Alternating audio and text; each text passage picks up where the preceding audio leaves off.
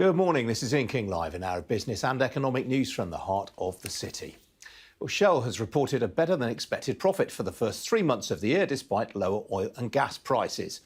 The oil major reported adjusted earnings of $9.65 billion for the period. That was down from $9.8 billion during the final 3 months of 2022, but up 5.7% on the same period a year ago. It was also comfortably ahead of the $8 billion towards which it had been guiding investors. Well, Shell said the performance was driven by improved operational performance and a strong performance in energy trading. Well, joining me now is Nick Butler. He's an energy economist and visiting professor at King's College London. Nick, good to see you this morning.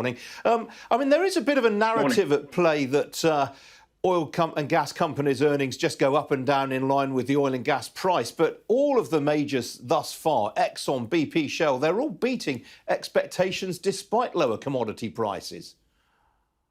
Yes, they are. I think that we'll find it difficult to see that sustained through this year.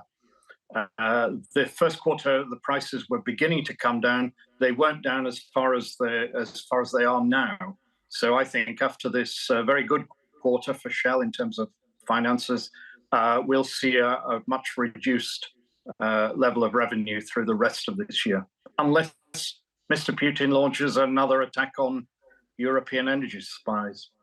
Absolutely. Now, both BP and Shell have produced better than expected earnings, better earnings than a year ago, despite the fact that oil and gas prices are lower. It all looks to be down to a solid performance in their trading operations. Yes, that's what the numbers say. They seem to have sharpened their act.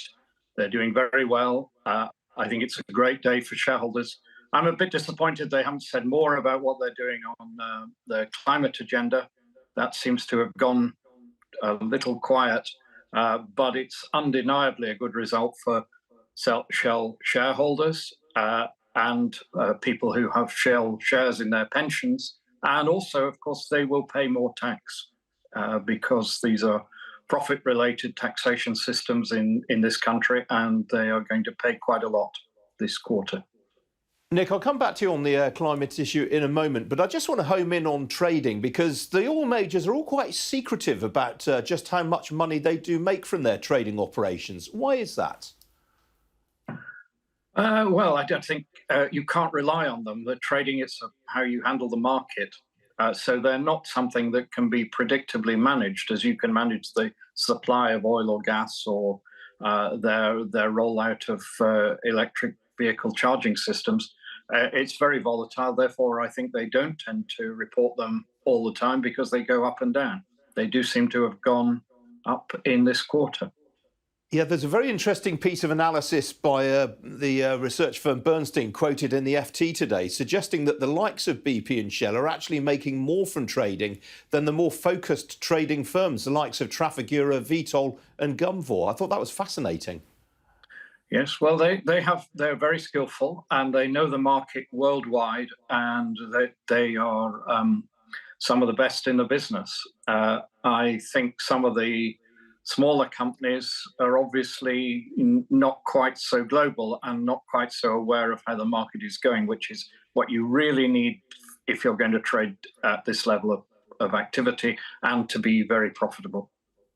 Now, this is the first quarter under which Wael Sawan, the new chief executive, has been in charge. What have you made of his performance to date?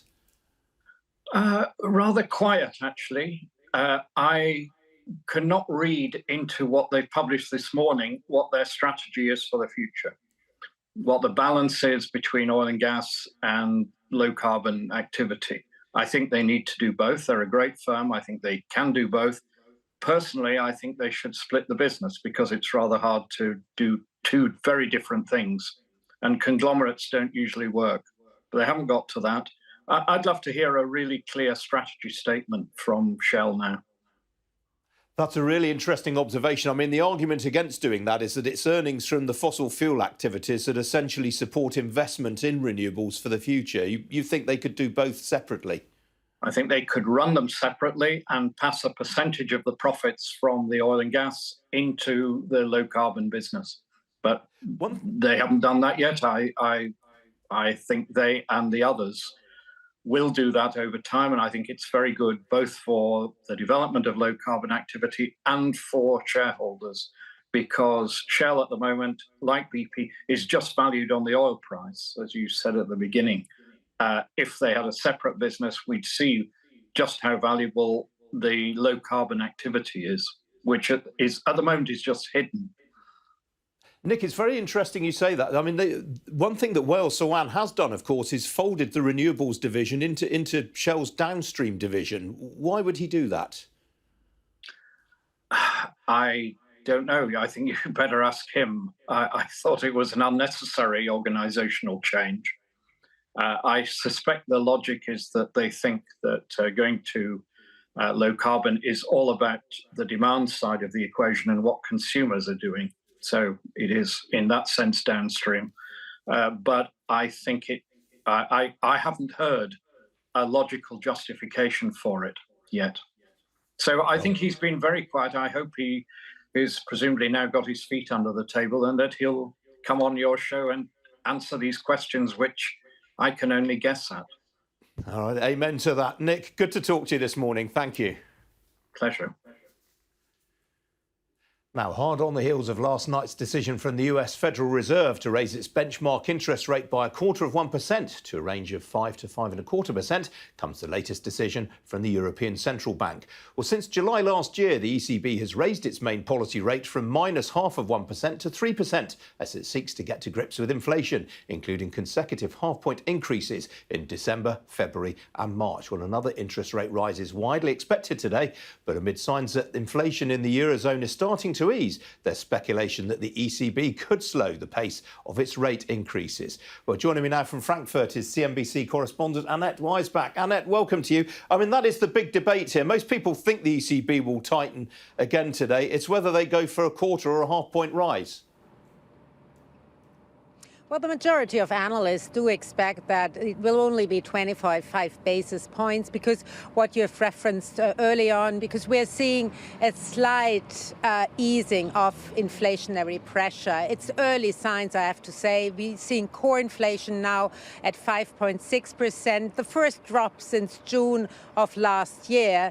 Also, food prices are decelerating once again. It's still high, but it is a first sign, as I was saying, that inflation is coming down, and also we've seen peak inflation. Of course, it takes a while until monetary policy has its effect on inflation rates as well. Some economists do suggest it's a year, and so the ECB only embarked on its rate hiking cycle back in June of last year, so they were quite late to that hiking game. And now economists do expect today 25 basis points and probably another 25 basis points hikes in the future in June and then July, and then the central bank should also be done with the terminal rate probably sitting at 3.75%. Another lending survey was showing, also published from the ECB this week, that demand for loans is going down tremendously in the euro area, the biggest drop since the great financial crisis in 2008. That also shows that the bank lending channel is working, that because of higher interest rates, people don't take out loans anymore, and that will have a severe decelerating effect on economic growth in the euro area, but then also on inflation. So that's the main picture here for the ECB today. And of course, shrinking the balance sheet will be another topic for the press conference, but most likely we are not getting any substantial news from the ECB on that topic today. OK, Annette, got to leave it there. Appreciate you joining me today. Thank you.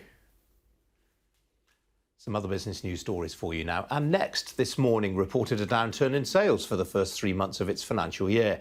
The fashion retailer said its full price sales during the 13 weeks to last Saturday were down 0.7% on the same period a year ago. That was actually better than the 2% decline it had been forecasting. But Next said it was too early to change its overall sales expectations for either the half or full year, because May, June and July sales last year were flattered by unusually warm weather and pent-up demand for events such as weddings and proms. Virgin Money has reported a drop in half-year profits after increasing the sum it sets aside to cover loans it does not now expect to be repaid in full. During the 6 months to the end of March, the lender set aside some £144 million. That was up from £21 million in the same period a year ago. Well, that meant headline pre-tax profits fell by 25% to £236 million. The bank said the increased level of impairments reflected a return to more normal conditions following an unusually low level a year ago. Trainline has returned to profit following a recovery in the use of the railways. The rail ticketing app reported a pre-tax profit of £22 million for the year to the end of February. That compared with a pre-tax loss of £15.5 million during the previous 12 months. Well, Jodie Ford, the chief executive, said that Trainline had sold around 200 million train tickets across Europe during the period, with growth being driven by market liberalisation measures in countries such as Spain. And the UK's competition regulator has launched an initial review of the artificial intelligence market, including the models behind popular chatbots such as ChatGPT. The Competition and Markets Authority said the review would look at how competitive markets for foundation models and their use could evolve and look into what opportunities and risks they would bring for competition and consumer protection. The CMA also expects to come up with guiding principles to support competition and protect consumers as AI foundation models develop.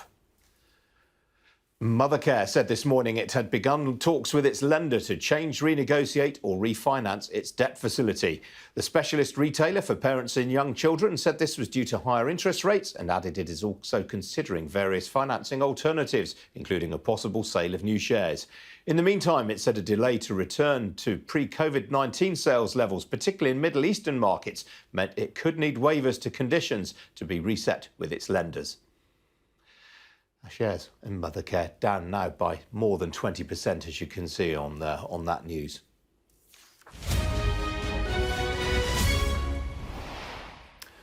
Well, Wall Street sold off last night after the Federal Reserve took US interest rates to their highest level for 16 years, with a number of mid-sized lenders tumbling amid concerns over the health of the banking sector.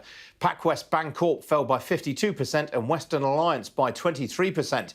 PacWest indicating it's in talks with partners and potential investors over its strategic options.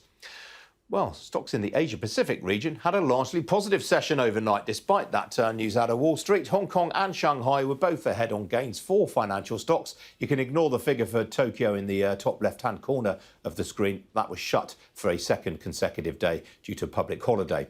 Well, in Europe, stocks are largely in negative territory ahead of this lunchtime's decision from the interest rates from the European Central Bank. Talking points this morning include the Danish drugs giant Novo Nordisk, a company we've talked about a lot on this programme of late. The shares are off some 5% in Copenhagen. That is on news that it's reducing the supply of some dose strengths of its obesity treatment Wegovy in the United States. Well, here in London, the FTSE 100 is also in negative territory right now, currently off just over 0.5% in a broad-based decline. That fall, 43 points off right now, would have been worse were it not for Shell. That's added some 13 points to the index on its own. In terms of the major talking points this morning, well, Hargreaves Lansdown is the leading blue-chip gainer, currently nearly 3.5% to the good. That's on a trading update. And the gold miner Endeavour Mining, that's ahead by some 2.5% for similar reasons. On the downside, well, there are a lot of stocks going ex-dividend today. In other words, they're trading for the first time without rights to the latest payout. The leading fallers there, Glencore, Hiscox, the insurance company, and St James's Place. So if you own shares in those particular companies, don't worry. That's just because they've gone ex-div today. Outside the FTSE 100, well, Domino's Pizza is ahead some 1.75% right now.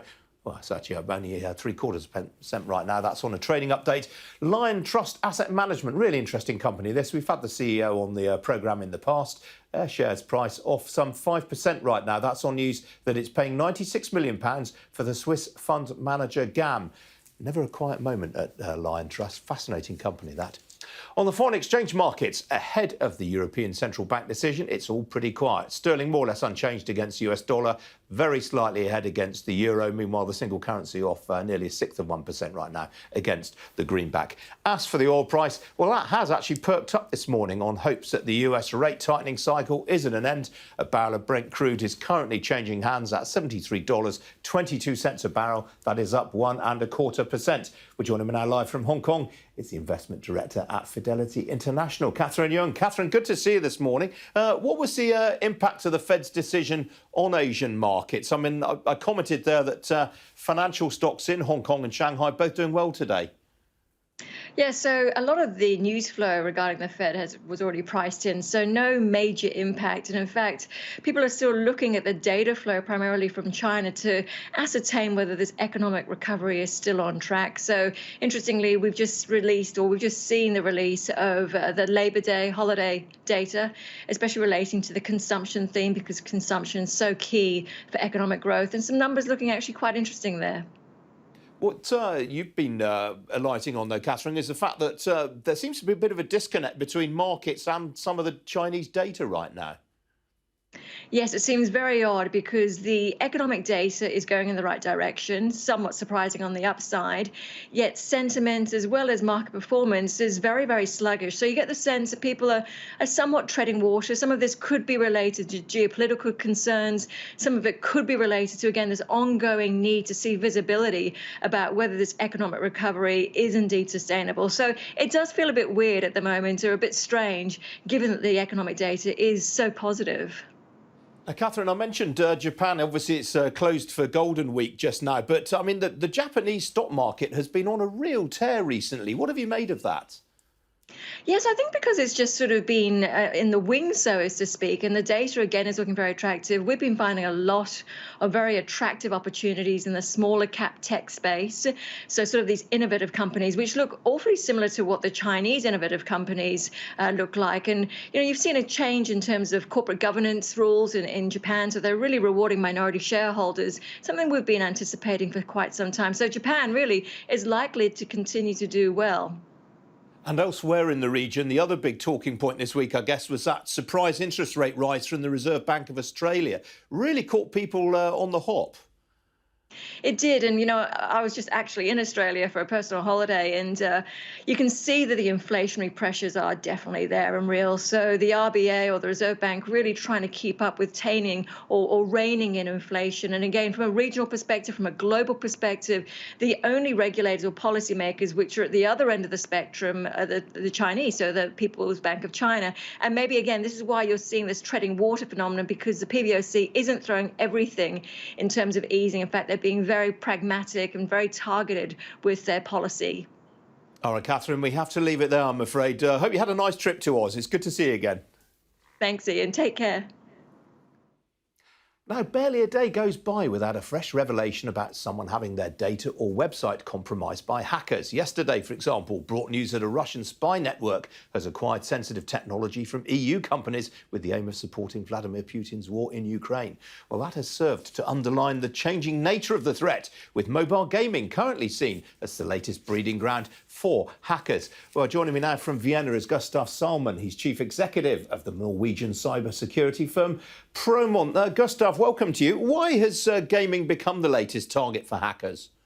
I think it's a breeding ground where we can try a lot of new attack vectors. You can try a lot of malware and see if that works. And of course, you have a very big distribution of these games on a mobile basis, on a global basis. So of course, you know, we're seeing, and also it's a generational thing that you have a lot of people being acquainted with these games and being quite savvy at trying to attack them. And then they learn these things, and then they can apply those techniques for attacking other parts of the infrastructure, which are more sensitive even than the games itself. So that's very interesting. I mean, they're not necessarily just trying to steal data. They're using this almost as a learning exercise, you're implying. Exactly. You know, we're seeing, I mean, now we're seeing the advent of a world where, of course, you have things like, you know, in the AI space, you're being weaponizing the bad guys in a way that wasn't around before, and you're seeing a much richer set of attacks against different types of the app ecosystem. So which is the part where we're playing and securing the apps. One of the areas that you were quick to alight on a few years ago was connected cars. Is that still as big a threat as it once was?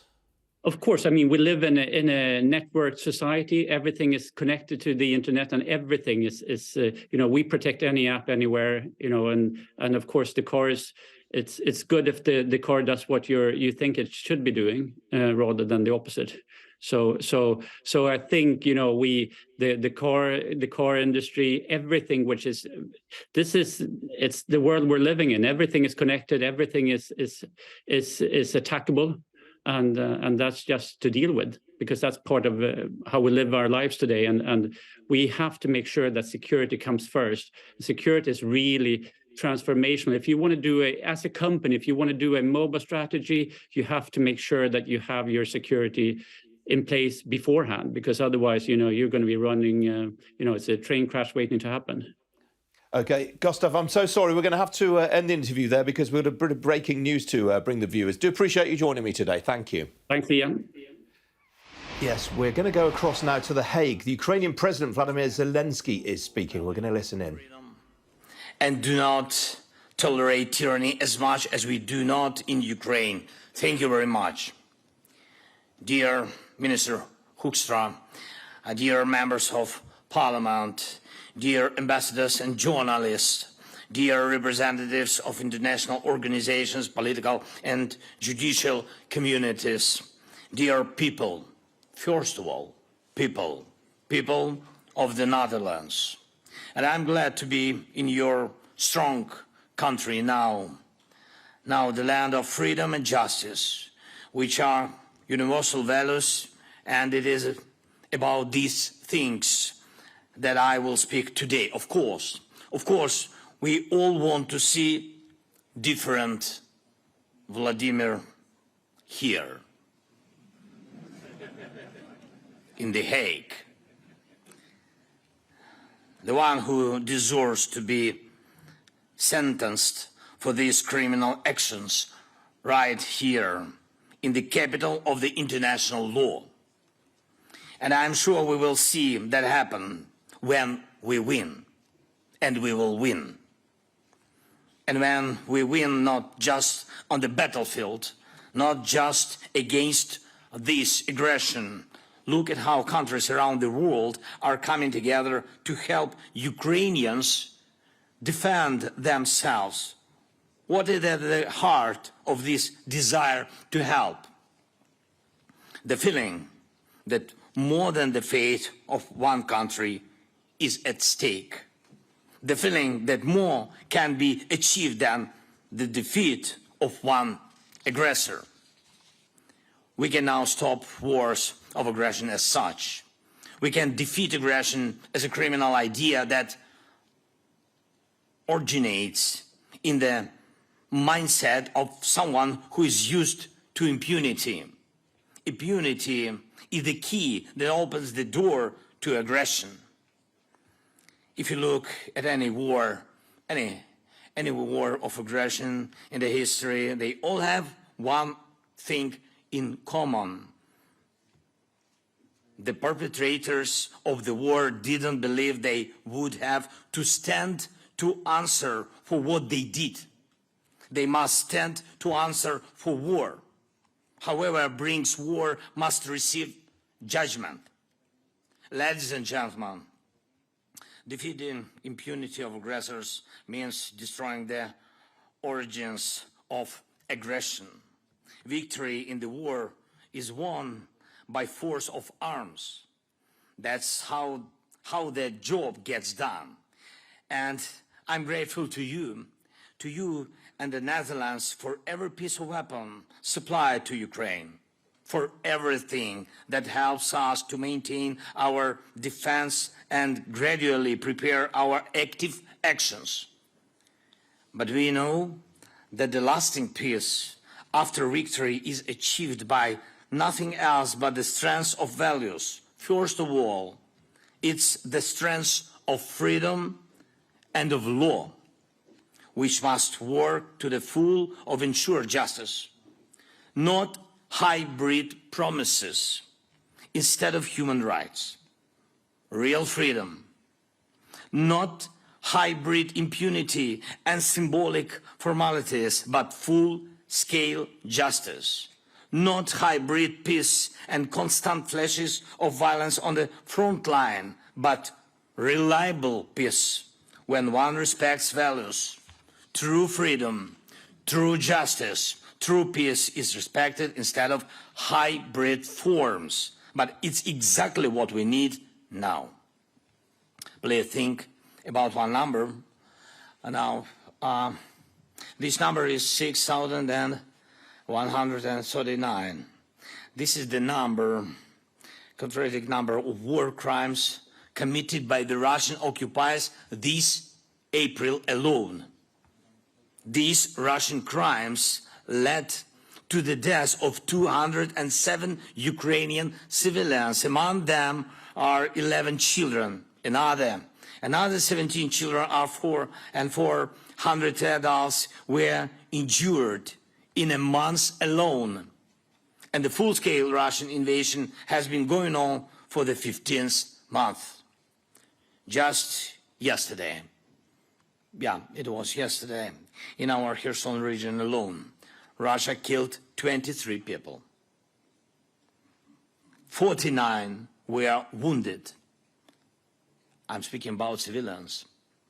And it all started more than 9 years ago with the occupation of our land, with the occupation of Crimea and Russia's bloody hybrid war in the Donbass.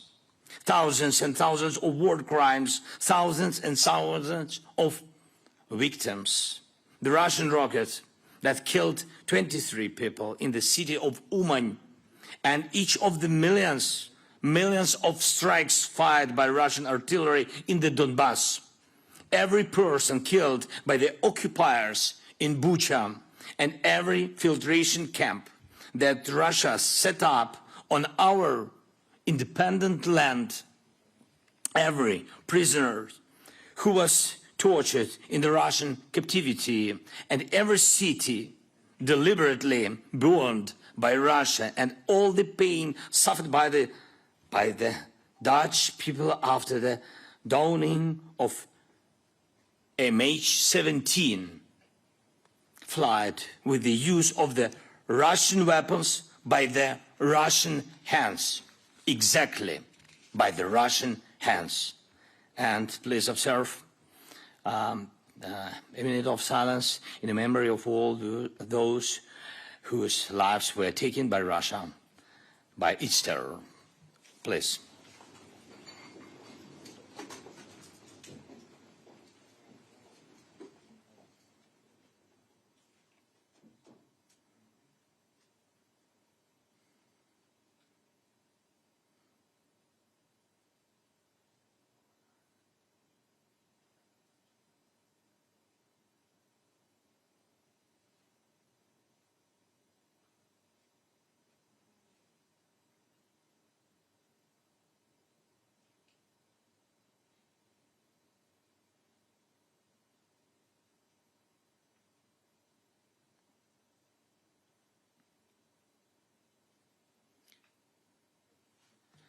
Thank you very much.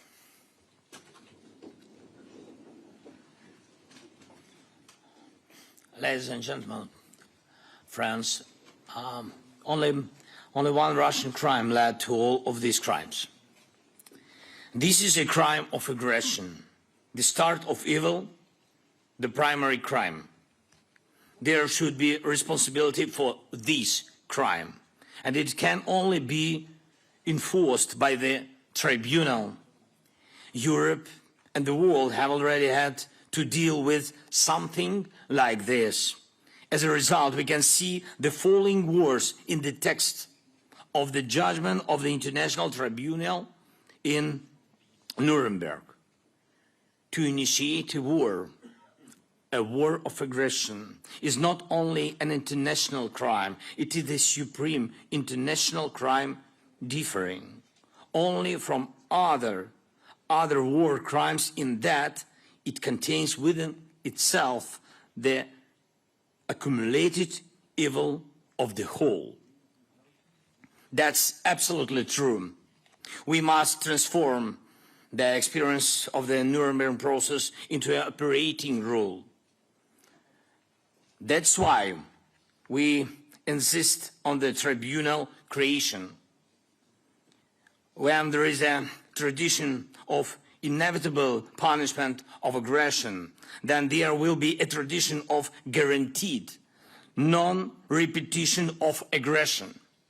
If we want true justice, we should not look for excuses and should not refer to the shortcomings of the current international law, but make bold decisions that will correct the shortcomings of those norms that unfortunately exist in international law. This is exactly what the creators of Nuremberg did. We should do the same now. It would be a weakness for Europe and for us and for all of the nations to leave full justice only to history. It would be unfair to our children and our grandchildren to hand them problems that we can solve. That's what the tribunal is for. The sustainability of peace arises from the complete justice towards the aggressor. Ladies and gentlemen, it is wrong that someone in the world is still afraid to give full force to justice. You and I are not afraid, and I'm sure most of the world is not afraid. The aggressor must fear the full power of justice, only him. Yet, this is our historical responsibility of the modern generation to make the total punishment for aggression inevitable, to prevent the aggression against our country and also new wars. There are potential aggressors in the world, and the world must see justice to see peace fully secured. Ukrainian courts will ensure responsibility for most of the crimes of the Russian occupiers, and I'm very thankful to the International Criminal Court and to the entire team working with the ICC for the sake of justice. But only one institution is capable of responding to the original crime, the crime of aggression: a tribunal. Tribunal, not something hybrid that can formally close the topic, not some compromise that will allow politicians to say that the case is allegedly done, but a true, we need true, full-fledged tribunal, true and full justice. And I'm thankful to you, the people, leaders of the Netherlands, Prime Minister, the government, the Parliament, for being with us on this path. It's so important for us, and I thank you for supporting the establishment of the special tribunal, and I'm grateful that the International Center for the Prosecution of the Crime of Aggression will work right here in The Hague. And same here in The Hague, the register of damages from aggression will be established. And this is a step forward to creating a compensation mechanism. Damages from aggression must be compensated at the expense of the assets of the aggressor himself. And this is also a punishment for war as well as justice. I thank you for the fact that for you and us, justice really matters. Thank you, the Netherlands. Let justice really work. And when today, as always, on the 4th of May, at 8 o'clock in the evening, you will honor the memory of all those whose lives were taken away by the wars, by the Second World War and other wars. Please also remember Ukrainians, men and women, adults and children who would have been alive now, but for this aggression, the war we didn't want, the one we have to make the last, and we'll do it. Slava Ukraini! Thank you so much. That was President Zelenskyy of Ukraine there speaking in The Hague. Among the things that he said there is that he wants a war crimes tribunal to be set up, and he wants Vladimir Putin to be brought before it to face punishment from the international community. We'll get reaction to that speech throughout the morning here on Sky News as we get it. Now, as we've been reporting on this programme regularly, global tourism has rebounded sharply since the easing of COVID restrictions around the world. But that recovery has also highlighted issues with which the industry was grappling before the pandemic, chiefly carbon emissions, 8% of which globally are produced by the travel industry. Well, addressing that is the aim of the Sustainable Tourism Global Centre, a multinational body set up under the leadership of Saudi Arabia at the COP26 summit in Glasgow 2 years ago.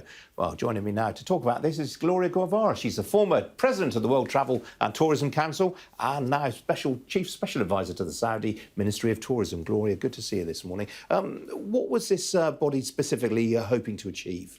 Thank you for having me. Well, basically, we have multiple challenges in the sector. And as you mentioned, 8% of the greenhouse emissions are driven by travel and tourism. 80% of the sector are SMEs. And these small guys, they don't have the solutions, neither the resources to move to climate neutral. For instance, on a small restaurant, how do they know their footprint, let alone where do they get the resources to move to climate neutral? And this center aims to be the one-stop shop where they can find all the solutions and they can help us to accelerate the transition. What's success going to look like here? Do you have key performance indicators in place? We do, to reduce food waste, to move to renewable energy, but most important, to help the little guys. What progress has tourism made in reducing its emissions footprint over the last decade? That is a great question because we have been having some challenges in the past to track because of the fragmentation of the sector. The big guys are doing a great job, but we have been working in silos. And to tell you the truth, we didn't have clear measurements. And this is one of the things that the center is going to be helping to measure exactly that. Yes, you have done some work on this already. Which countries have made the most progress? I think Portugal was one that you singled out for praise. A lot of countries are doing a good job, but the challenge is at the destination level because it's very hard to measure as a country level. Destinations are not planning for their travelers. Let me give you one example. London, 2019, received 9 million citizens, 21 million travelers. Do you think that we planned for that?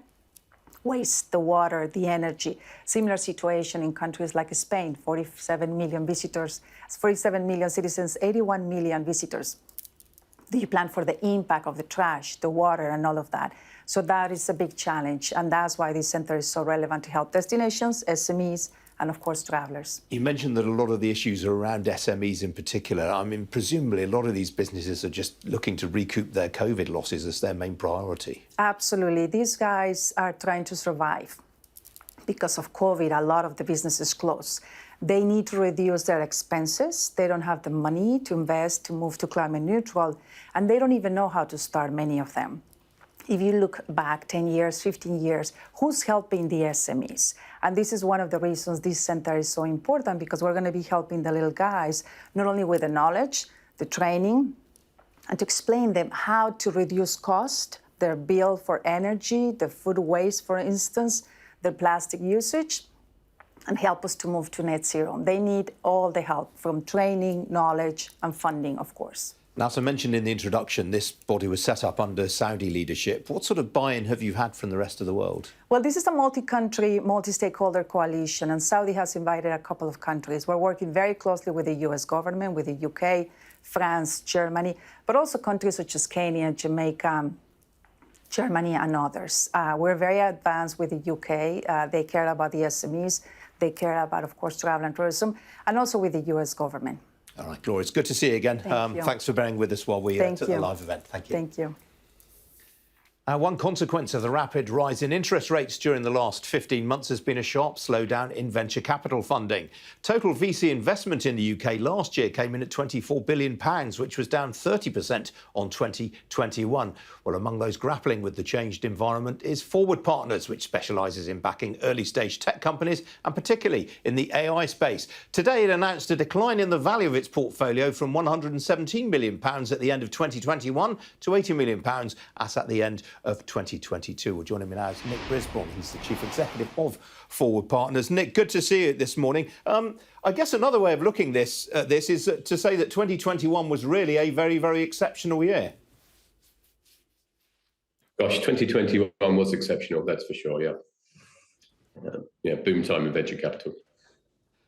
But what are you hearing now from the market more broadly? When do you expect funding conditions to improve more broadly? So that's the question on everybody's lips. And what we've seen so far this year is tentative signs of confidence returning. And the things we look at are investor interest in our portfolio companies, and then we're out talking to other VCs all the time. And confidence was slowly building through January and February, went sideways a bit through March after Silicon Valley Bank collapsed, then was starting to pick up, and then we had some more news over the last 7 days or so. So things are slowly improving, but it's still a bit fragile, is how I would summarize.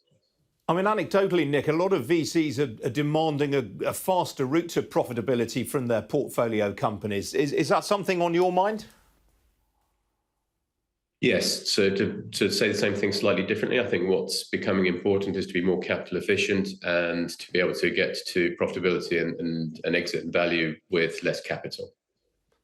But presumably you are still finding opportunities that you're keen to invest in. Oh, for sure, yeah. I mean, you can see this in our annual report, but we saw 4,600 deals last year, got serious with 70, invested in 3, and deal flow remains very strong. There's a lot of great entrepreneurial activity here in the UK.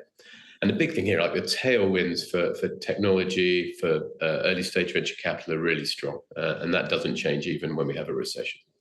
There's obviously been an explosion of interest in AI following the launch of ChatGPT. Are you getting a lot of inbound inquiries on that? Yes, for sure. I think these technologies are, these large language models are the technologies which underpin ChatGPT. They are very powerful. There's a lot of productivity gains to be had from them, which I think could drive economic growth for years to come.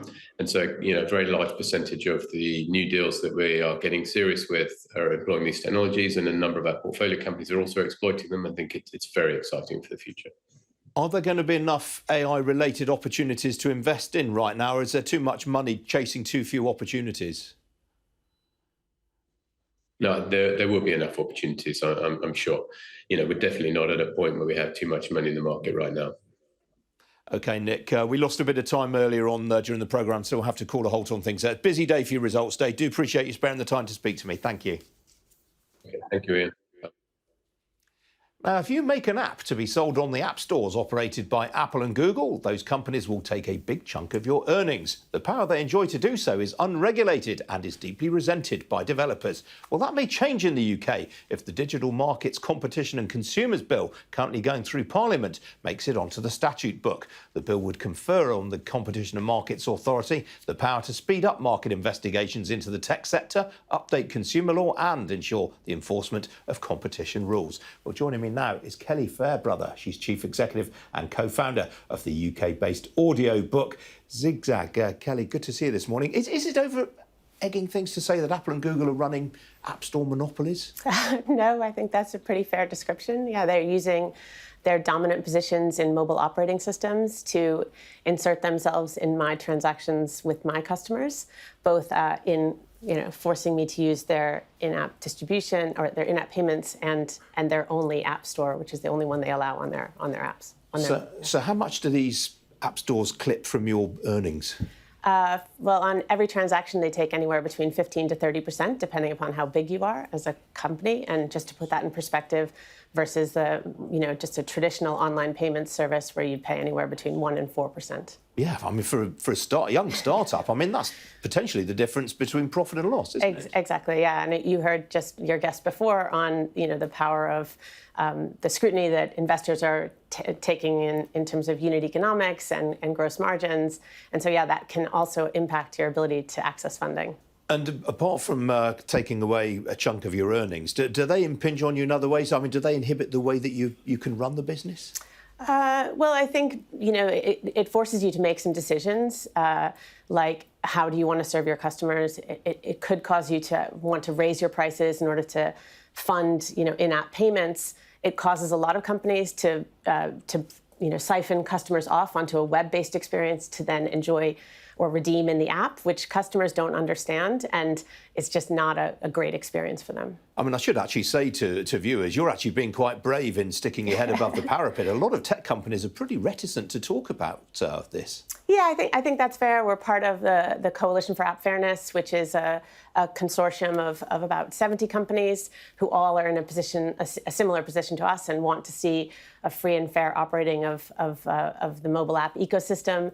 And a lot of people are scared that these Apple and Google exert a great deal of power and authority in terms of where you show up in the rankings, whether your app gets approved, and whether you're even on the App Store. And if they revoke that, that's half your revenue gone overnight. So it's quite high risk, high stakes. Absolutely. So are you fairly optimistic about this bill going through Parliament? I'd say it's an important first step, but we, along with the Coalition for App Fairness, are working hard with policymakers and regulators to ensure that this is just a first step, that the Digital Markets Unit has the authority it needs to protect consumers and enable competition in this space and allow more choice for us, particularly in the in-app payments and app distribution generally. And how does the UK shape up with other jurisdictions in terms of how it's addressing this issue? Well, I think what's great is that it's on the agenda of a lot of the different companies, both the EU and the US, and I think the governments are trying to figure out how they can actually get involved. You've seen different activities happening in the Netherlands and South Korea. And then, you're also seeing the backlash from some of the tech players. So it does feel like they're not going to do it voluntarily. So it's really important that the governments are taking a stance to try to enable a fair playing field. But with regard to the UK, you must have taken some comfort from the fact that the Competition and Markets Authority has just blocked Microsoft's takeover of Activision. I mean, that shows that they are not afraid to take on the really big guns of the tech world. Yeah, I think that was a surprising development, I would say. And, I'm not really in that space, so I can't really comment on the detail. But yes, as a theme of, willingness to stand up to big tech, we welcome that, I would say. All right, I'm afraid we're a bit pushed for time this morning, Kelli, but it's great to see you. Thank you. Cheers.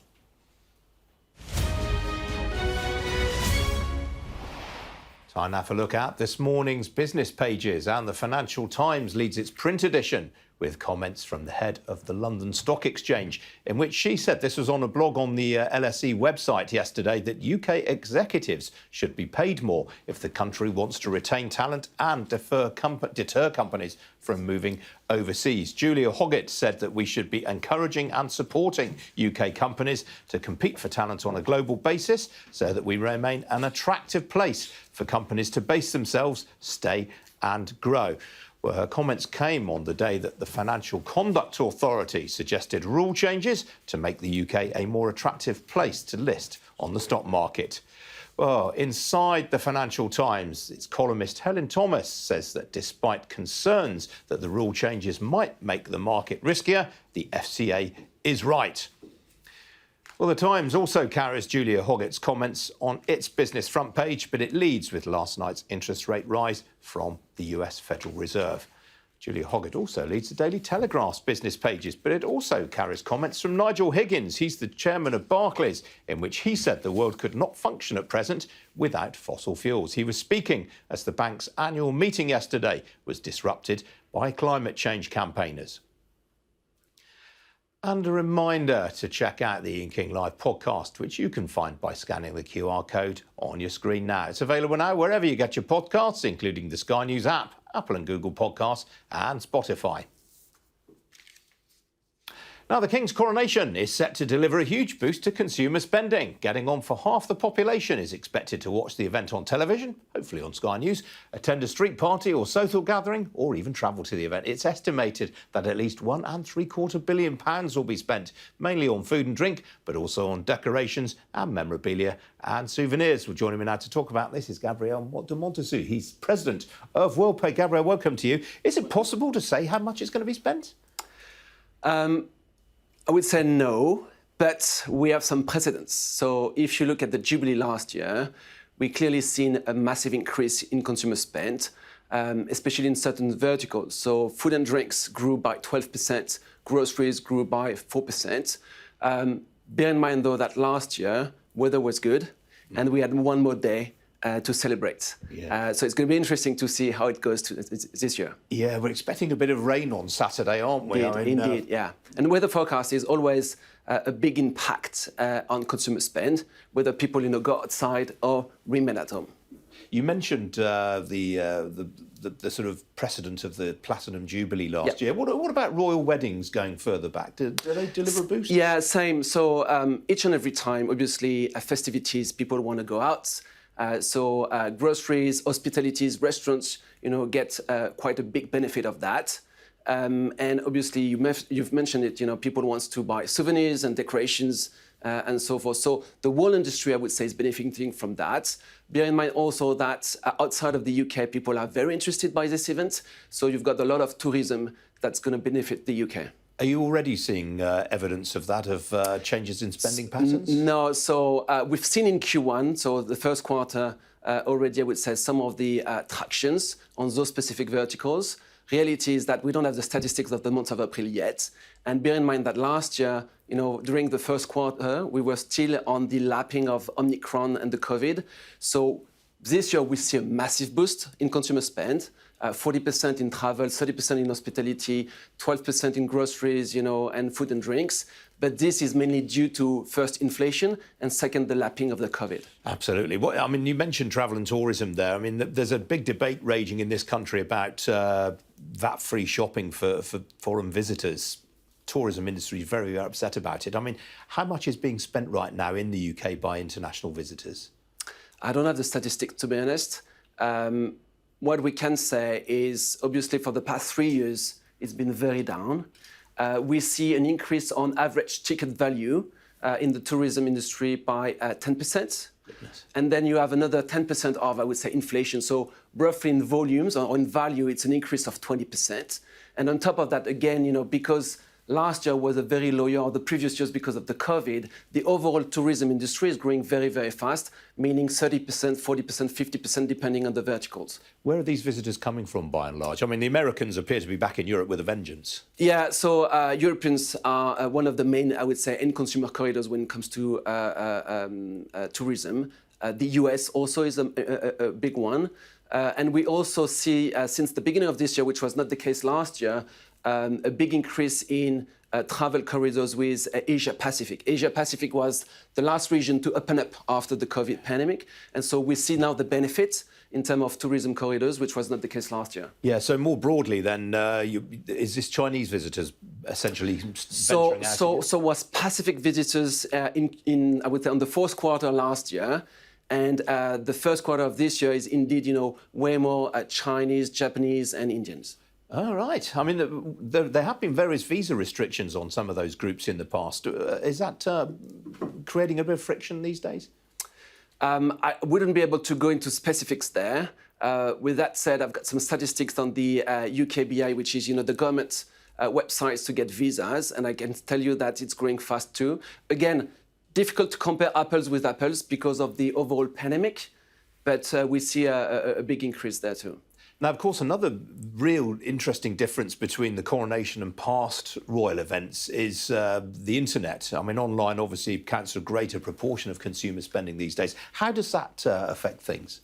So it does affect in terms of, I would say, end user consumption and usage. So one of the biggest, I would say, benefits for the providers, this weekend is going to be click and collect, providers, delivery apps, all those kind of things.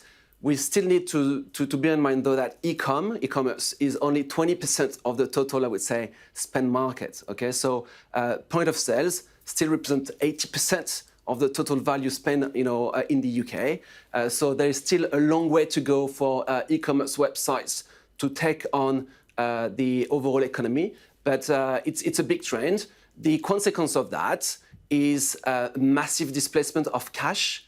So before the pandemic, cash was still 21% of the UK market. After the pandemic, it's 10%, and we forecast only 6% in 3 years from now. 6%? Yeah. So basically, we've displaced, in 5 years' time, we would have displaced a bit less than 200 billion of transactions of value into the digital economy. That's almost on a par with some of the Scandinavian nations which have been giving up cash. Yeah, indeed, which is fairly interesting, because for the past 10 years we've always said that the Nordics countries were almost cashless with 4% of cash in their economy, but actually the UK is starting to catch up basically, and one of the biggest, I would say, cashless economy going forward. Absolutely. Now, before I let you go, going back to the Coronation, we shouldn't forget, it's very hard to come up with a parallel with 1953, but in those days, of course, the country was on the ration for many items. We think things are tough now. It was far harder in 53, probably. Again, I wouldn't be able to say. I think that I don't have any answers to this question, to be honest. But it's a good question, and we should look at that. Absolutely. Gabriel, it's been fascinating talking to you today. Thanks. Thank you so much. Bye. Thank you. Just before I go, a bit of breaking news to bring you. We've had some data on mortgage approvals during the last half hour or so. Figures published from the Bank of England show that the number of mortgage approvals being made to home buyers bounced upwards in March. The bank's Money and Credit report said that mortgage approvals for house purchases rose significantly to 52,000 in March. That was up from 44,100 in February. However, the Bank of England said that the latest total remains below the monthly average for 2022 of 62,700. Very interesting. That is actually in keeping with what we've heard from some of the big mortgage lenders of late. Nationwide Building Society, the second largest player in the market, saying only this week, of course, that house prices rose last month. The Halifax has been saying they've been rising for much of this year. So interesting to see those disparities sorting themselves out there. That's it from me today. I'm back tomorrow morning at 10 o'clock. Do hope very much to see you then. In the meantime, do stay tuned after this short break. Anna Jones is up with, no doubt, all the latest reaction to that speech from President Zelenskyy in The Hague. See you tomorrow. Cheerio.